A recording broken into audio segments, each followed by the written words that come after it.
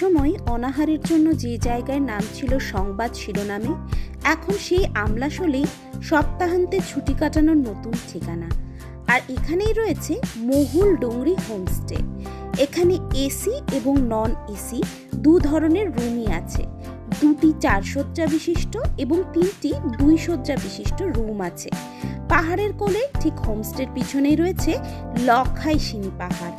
রুমগুলো বেশ বড় এবং রুমের মধ্যেই রয়েছে বাথরুম এবং গিজারের সুবিধে।